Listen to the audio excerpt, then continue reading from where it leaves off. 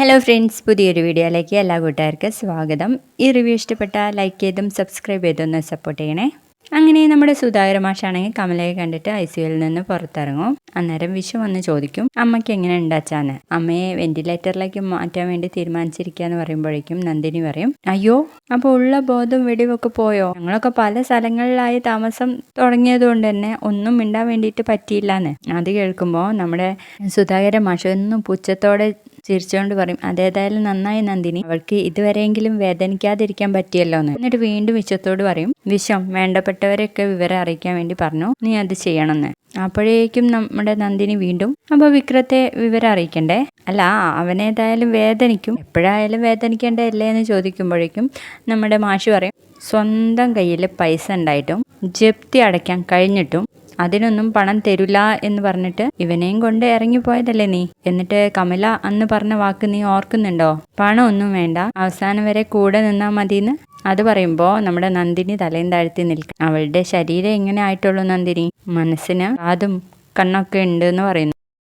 അവൾക്ക് അറിഞ്ഞ് ശപിക്കാൻ കഴിയില്ല എന്ന് വിചാരിച്ചിട്ടാണോ നീ ഇങ്ങനെ കുത്തുവാക്കുകൾ കൊണ്ട് മുറിവേൽപ്പിക്കുന്നത് എന്നും ചോദിച്ച് സുധാകര മാഷ് പറയും വിശ്വത്തിന്റെ അടുത്ത്, വിശ്വം നിന്റെ മോൾ അവിടെ കൊണ്ടുവരണം, അവസാന കാലത്ത് അമ്മൂമ്മയെ ഒന്ന് കണ്ടോട്ടേന്ന്.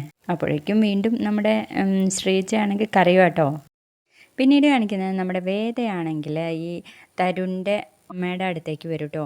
വേദയെ കണ്ടതും ഇവർ ഭയങ്കര കരച്ചിലാണ്. അന്നേരം അരുണ സിസ്റ്റർ വന്നിട്ട് ചോദിക്കും, തരുൺ സാർ എവിടെ പോയിന്ന്. അവനെ രാധിക മോള് ഇടയ്ക്കിടയ്ക്ക് പോവാറുള്ള ഹനുമാൻ കോവിലിലേക്ക് പോയിട്ടുണ്ട്, അവിടെ പോയി പ്രാർത്ഥിച്ചാൽ എന്തെങ്കിലും മിറക്കൾ സംഭവിക്കുമോ എന്ന് വെച്ചിട്ടാ എന്ന് പറയുമ്പോൾ, അങ്ങനെ സംഭവിക്കട്ടെ, നമുക്കും അങ്ങനെ പ്രാർത്ഥിക്കാമെന്ന് പറഞ്ഞിട്ട് വേദയോട് പറയും, വേദയോടെ റൂമിൽ ചെന്ന് ഇരിക്കാൻ വേണ്ടിയിട്ട് പറഞ്ഞിട്ടുണ്ട് ഡോക്ടർ എന്ന്. അന്നേരം വേദ പറയും, എനിക്കൊരു കുഴപ്പമില്ലെന്ന്. ഒന്നുമില്ലാതെ ഡോക്ടർ അങ്ങനെ പറയത്തില്ലല്ലോ, വേദ ചെന്നേ എന്ന് പറയുമ്പോൾ നമ്മുടെ തരുണിൻ്റെ അമ്മയും പറയുന്നുണ്ട് ടൊമോള് പൊക്കോന്ന്.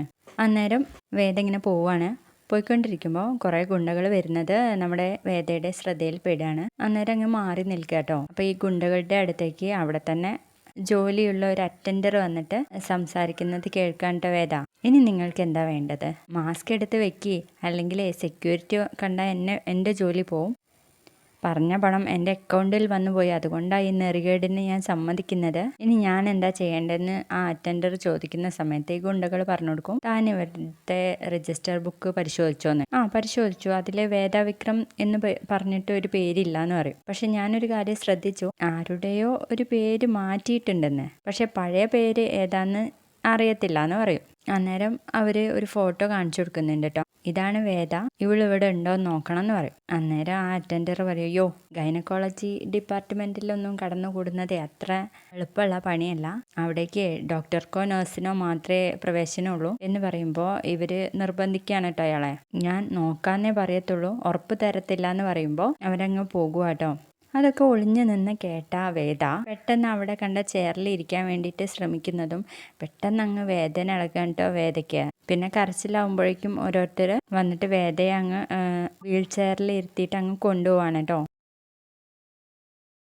അങ്ങനെ വേദയെ റൂമിൽ കൊണ്ടുപോയി കിടത്തുന്നു. എന്നിട്ട് ആ സിസ്റ്റർ വേഗം വന്ന് ലേബർ റൂം വന്നിട്ട് ഇങ്ങനെ ഡോക്ടറോട് പറയും കാര്യങ്ങൾ. അത് കേൾക്കുമ്പോൾ തന്നെ നമ്മുടെ തരുണിൻ്റെ അമ്മ പോയിട്ട്, അയ്യോ വേദയല്ലേ എന്ന് ചോദിച്ചിട്ട് വേദയുടെ അടുത്ത് പോയിട്ട് പറയും, അതെ പേടിക്കേണ്ട കാര്യമൊന്നുമില്ല, രാധിക ഉള്ളിലുണ്ട്, ഞാനൊന്നങ്ങോട്ട് ചെല്ലട്ടെ എന്ന്. പിന്നീട് കാണിക്കുന്നത് നമ്മുടെ രാധികയുടെ ആ ഒരു ഭാഗമാണ് കേട്ടോ. BP ലോ ആയിരുന്നല്ലോ, പെട്ടെന്ന് തന്നെ ആൾക്ക് ശ്വാസം കിട്ടാതാവുകയും CPR ഒക്കെ കൊടുക്കുകയാണ്. അവസാനം ആ രാധിക അങ്ങ് മരിക്കും കേട്ടോ.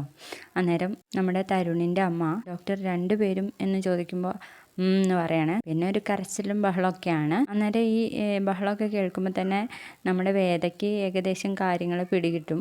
വേദ ചോദിക്കും, ആ വേദനയുടെ ഇടയിലും, സിസ്റ്റർ രാധികയ്ക്ക് എന്താ പറ്റിയെന്ന് വെച്ചു. അന്നേരം ആ സിസ്റ്റർ പറയും, അവർ പോയിന്ന്. അതും കൂടെ കേട്ട് കഴിയുമ്പോൾ ഭയങ്കര കരച്ചില്ല കേട്ടോ. പിന്നീട് തരുണിൻ്റെ അമ്മ വരുമ്പോൾ നമ്മുടെ വേദയെ കെട്ടിപ്പിടിച്ചിങ്ങനെ കരയുന്നത് കാണുമ്പോൾ ഡോക്ടർ വന്നിട്ട് പറയും, അതെ ആ കുട്ടിയുടെ ഇപ്പോഴത്തെ അവസ്ഥ എന്ന് പറയുമ്പോൾ എൻ്റെ വിഷമം പറയാൻ ആരും ഇല്ലാത്തതുകൊണ്ടാ പറഞ്ഞ തരുണിൻ്റെ അമ്മ അവിടെ നിന്ന് എണീറ്റ് പോവാണ് കേട്ടോ. പിന്നീട് കാണിക്കുന്നത് നമ്മുടെ വിക്രത്തിൻ്റെ ഭാഗമാണ്. വിക്രത്തിനോട് ആ SI പറയും, ഞാനേ വിക്രം ടൗണിലേക്ക് പോകുന്നുണ്ട്, അന്നേരം ജഡ്ജി ശങ്കരനാരായണൻ സാറെ കാണാൻ വേണ്ടിയിട്ട് ശ്രമിക്കാം, അന്നേരം വീട്ടിലെ കാര്യങ്ങളും അറിയാലോന്ന്. ശരി സാർ എന്ന് പറഞ്ഞിട്ട് സന്തോഷത്തോടെയാണ് നമ്മുടെ വിക്രം അവിടേക്ക് പോകുന്നത്. വിക്രമാണെങ്കിൽ തുണി പിഴിഞ്ഞ് ആറിയിട്ടാണ് കേട്ടോ. ആ സമയത്ത് കുറച്ച് അവിടുത്തെ ഒരു ക്രിമിനൽസ് വന്നിട്ട് എന്താടാ ഞങ്ങളോടൊന്നുമില്ലാത്ത ഒരു സ്പെഷ്യലായിട്ടുള്ള സംസാരം അയാൾക്ക് നിന്നോട് എന്ന് പറയുമ്പോൾ വിക്രം ഒന്നും മിണ്ടുന്നില്ല. എന്താടാ നിന്റെ വായിൽ നാവില്ലേ എന്ന് ചോദിച്ച് മറ്റൊരാള് പറയടാ എന്ന് പറഞ്ഞ ഒരു ചവിട്ടങ്ങ് കൊടുക്കാണ്. പിന്നെ തലങ്ങും വിലങ്ങും ഒക്കെ ആയിട്ടുള്ള അടികളാണ് കേട്ടോ. മുണ്ടൊക്കെ കഴുത്തിന് ചുറ്റിയിട്ടാണ് വിക്രത്തെ അടിക്കുന്നത്.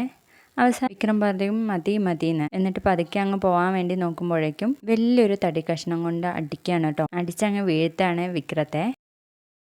പിന്നീടാണെങ്കിൽ കാണിക്കുന്നത് നമ്മുടെ മാഷുണ്ടല്ലോ, വേദയുടെ അച്ഛനെ വിളിച്ച് സംസാരിക്കാൻ കേട്ടോ, വിക്രത്തെ എങ്ങനെയെങ്കിലും ഇവിടെ കൊണ്ടുവരണം എന്ന് പറഞ്ഞിട്ട്.